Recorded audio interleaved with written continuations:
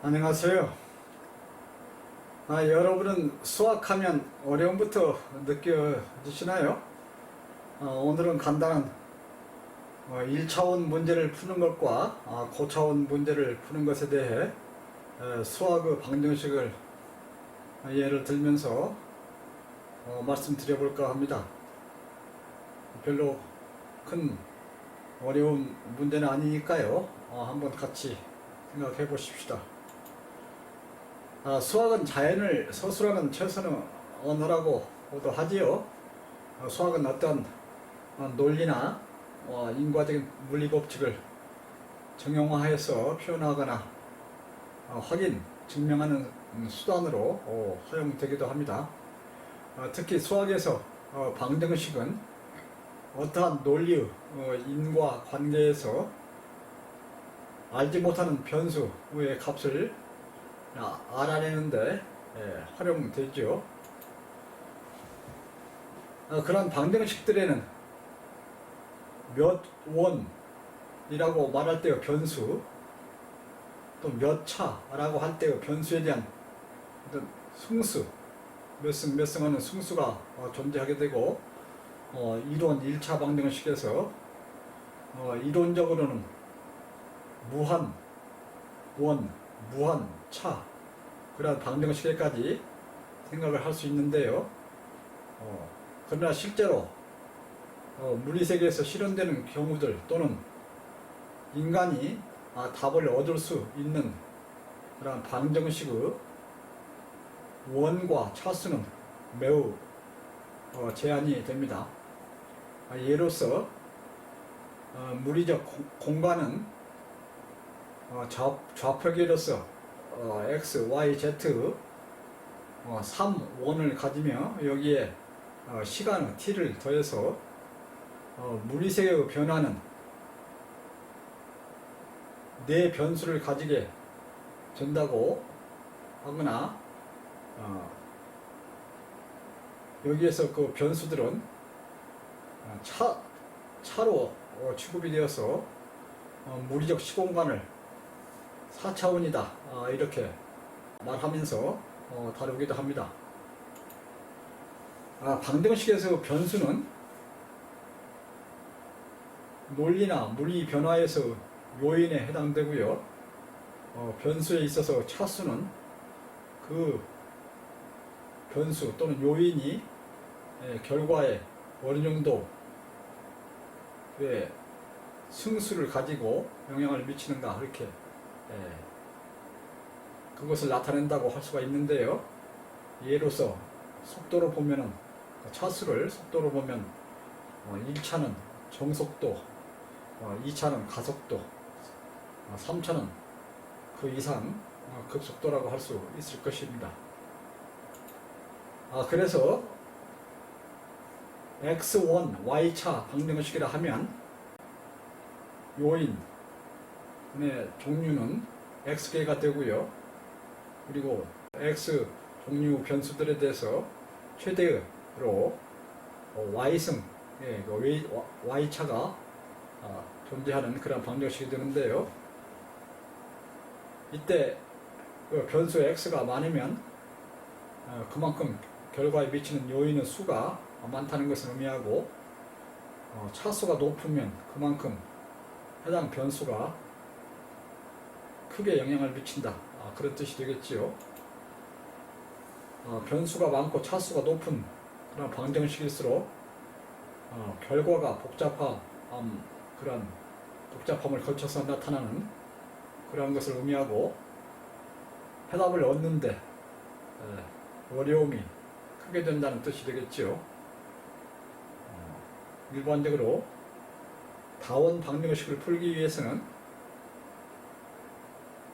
존재하는 그 변수 개수만큼 방정식의 수가 필요하고, 차수가 4차 이상이 되면 답을 구하기가 거의 불가능하게 됩니다. 특별한 경우는 물론 인수분해를 통해서 가능할 경우가 있고요.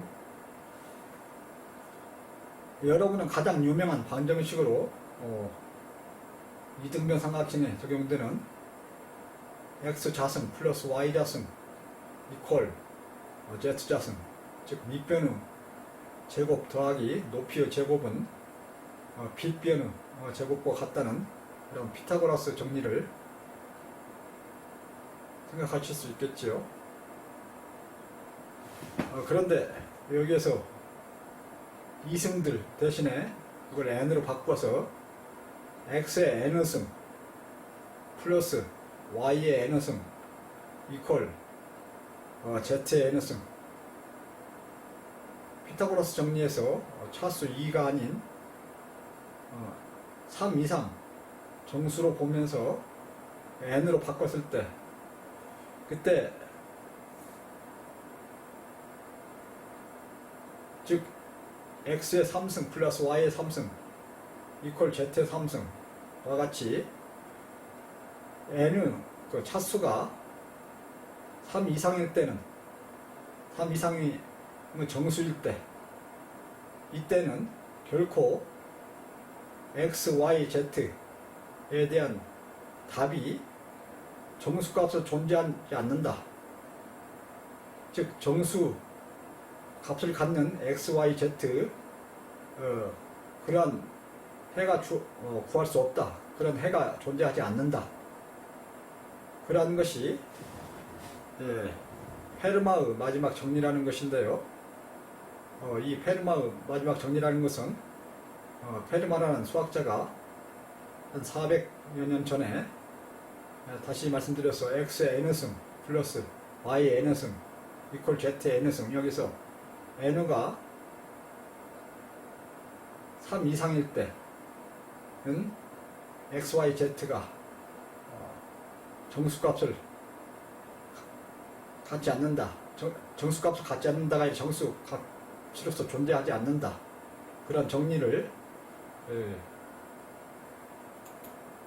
말을 하고 그 증명은 보여주지 않고 죽었는데, 그 증명이 옳은 것을 증명해내기 위해서 앤드루 와일이라는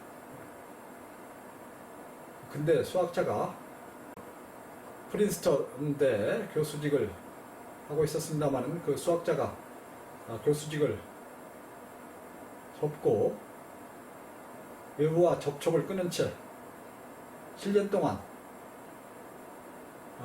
홀로 외로운 싸움을 벌린 끝에 당시까지 350년 동안 미확인으로 남아있던 그런 페르마 정리를 증명하는 그런 것을 마침내 그 앤드루 와일즈라는 수학자가 해냈는데, 그런 유명하지요. 7년 동안 홀로 누구도 만나지 않고 교수직 그만두고 그 정리를 증명해내는데 일생을 바쳤습니다. 물리세계에서나 인간의 삶을 포함해서 생명의 세계에서는 수많은 변수들이 존재하면서 각 변수마다 또한 다른 차수로 작용을 하면서 얽혀서 변화가 일어납니다. 우주 전 공간의 변화를 시간적으로 수식화해내거나 분석해내는 것은 물론이고, 어느 한 위치에서 한 시점에 일어나는 한 현상에 대해서도 그 현상을 완전 무결하게 설명하기 위해서 이를 원인과 결과로서 정확히 표현하는 방법은 거의 불가능에 가깝습니다. 다만 큰 영향을 미치는 그런 중요한 변수들만을 통해서 단순화시켜서 더구나 큰 오류를 포함하는 그런 확률로 표현해서 수식화하기도 합니다. 하나의 중요한 요인은 시간적으로 계속해서 다음에 일어나는 사건들을 요인으로 들어가서 작용하게 됩니다. 특히 생명의 세계에서는 생각과 능동적인 의지에 의해서 변화가 발생하기에 단순히 순수한 물리세계에서 물리적인 그런 작용에 의해서 일어나는 그런 변화, 그런 예측보다 훨씬 어렵게 되죠.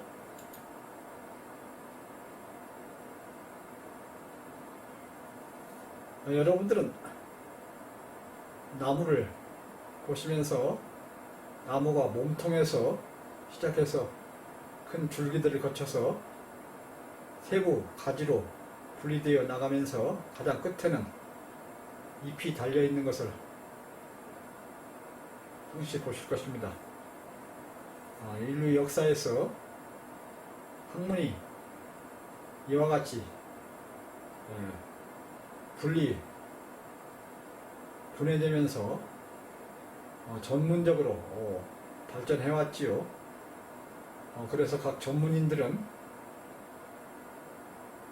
나무로 보면 잎들에 앉아 있다고 할 수가 있습니다. 그래서 전문가들은 바로 옆 분야, 옆 가지 정도로 이해를 하면서 전체를 보기에는 옛날보다 더욱 어렵게 되었죠. 무사히는 전문가들 좁은 범위 내에서 자기 관점에서 살아가는 그런 세상이 되고 있지요. 일반적으로 근본적인 요인이라고 할 때는 보다 근원적인 원인을 말합니다. 방정식에서 보면은 결과에 영향을 크게 미치는 그런 중요한 변수에 해당하겠지요.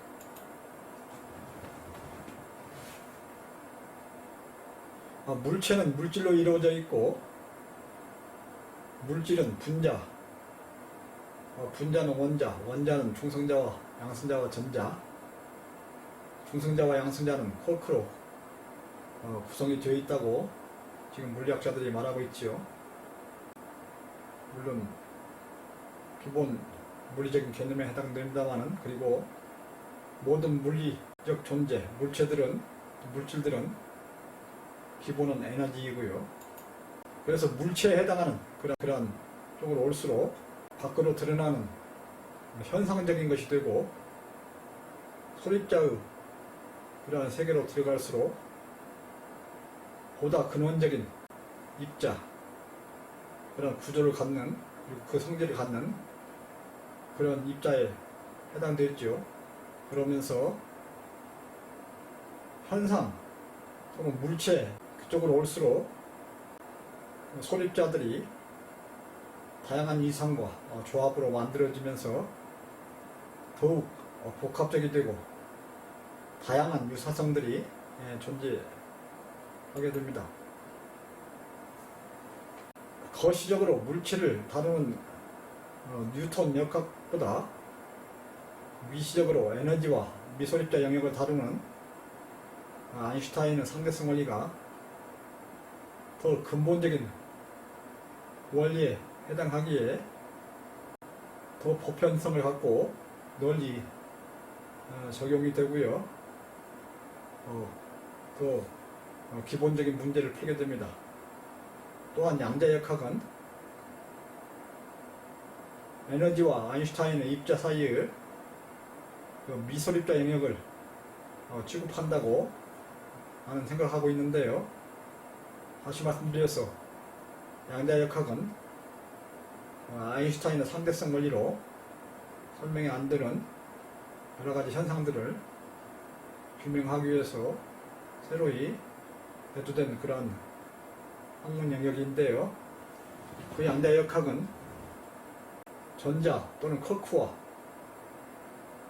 플랑크 크기 사이 그 사이에 존재하는 입자들, 현대 물리학자들은 쿼크 이하는 소립자가 없다고 그렇게 우선 말하고 있습니다만은, 나는 그 사이에도 플랑크 크기, 쿼크는 10의 마이너스 17승 미터 정도 되고요.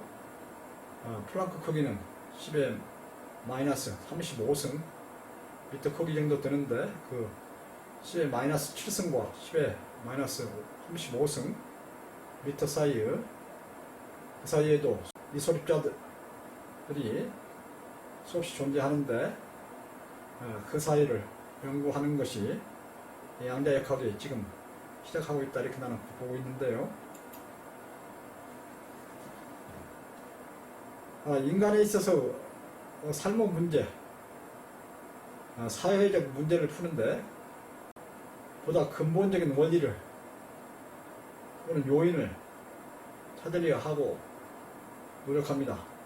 일반적으로 현상 또는 피상에 가까울수록 임시 처방이 되고, 문제를 심층적으로 들여다봄으로써 가능한 변수들, 요인들을 찾아내면서 그 변수들의 영향을 이해하게 되고, 그 변수들의 공통된 요인을 계속 찾아가는 과정이 일어나게 됩니다.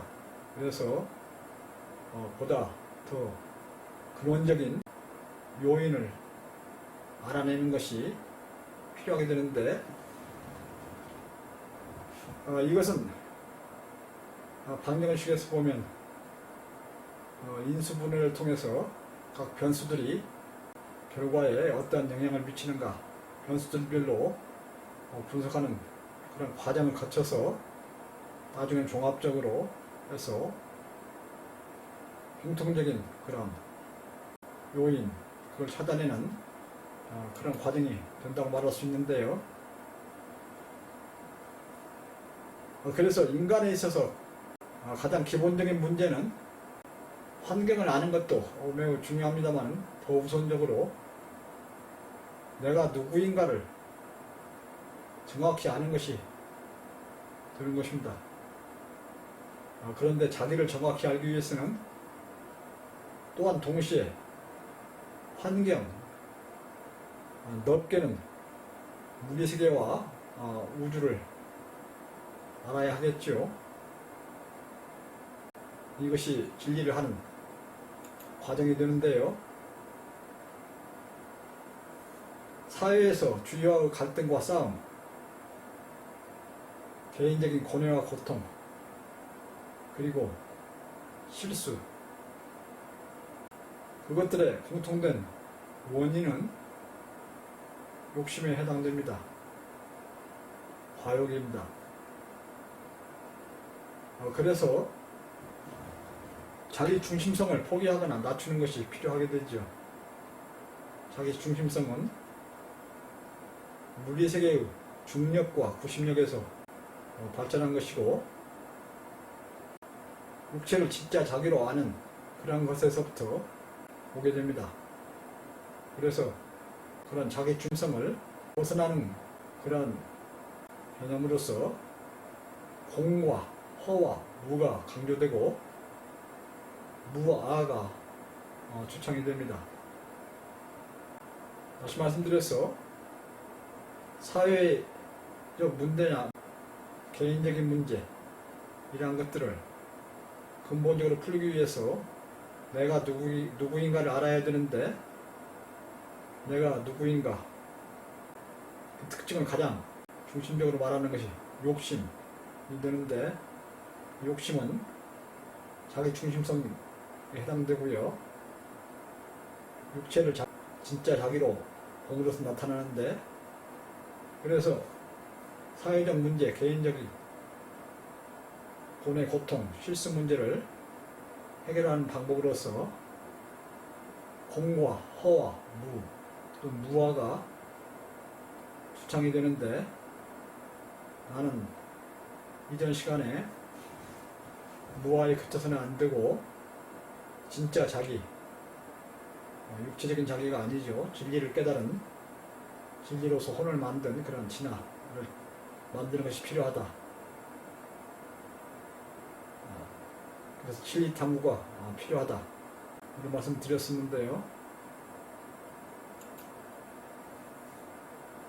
온참 진리는 우주 모든 것을 하나로 이어서 모순이 없이 이해를 하고, 특히 그 내에서 내가 누구이고 인간이 어떠한 존재인지 정확히 알므로써 인간 개인에 있어서는 물론 인류 전체의 근본 문제들을 해결하고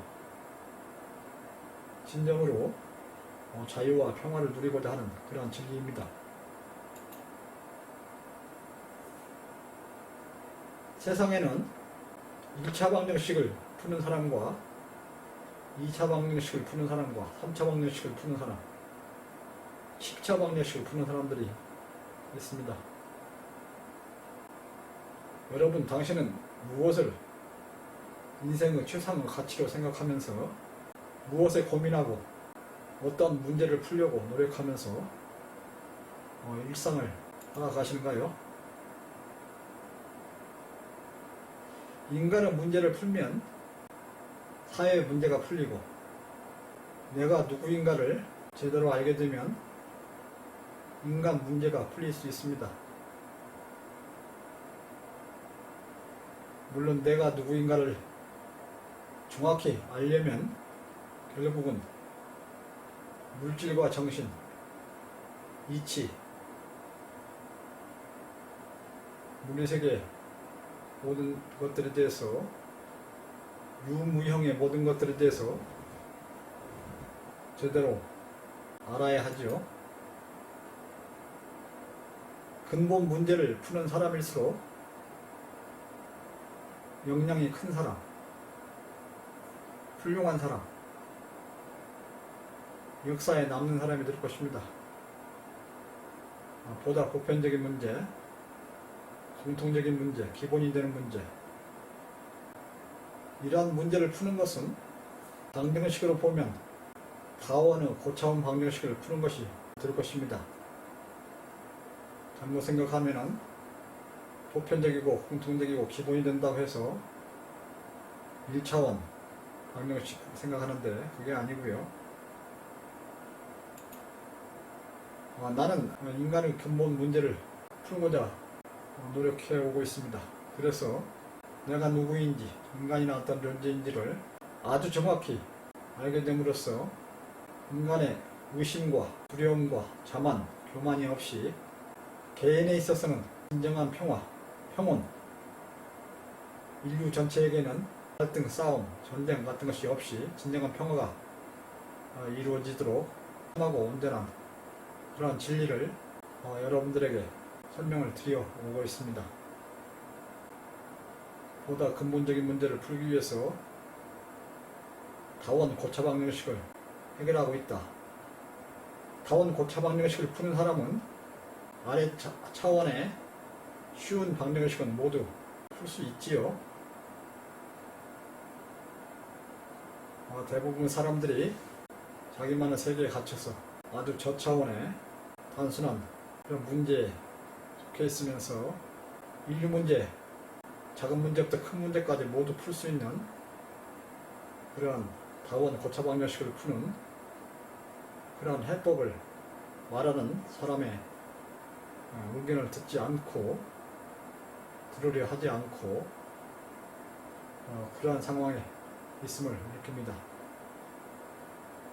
그래서 오늘 인간의 문제, 인류 문제, 작은 문제로부터 큰 문제 이르기까지 모두를 푸는 그러한 문제로서 다원 고차 방정식에 해당하는 그러한 진리, 모든 문제를 해결하는 진리를 저는 여러분에게 말씀을 드리려고 이토록 애를 쓰고 있다.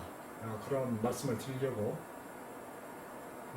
수학의 방정식 문제를 끌어들여서 연관을 지어봤습니다. 얼마나 이해하실 수 있는지 모르겠습니다만은 이상으로 마치겠습니다. 감사합니다.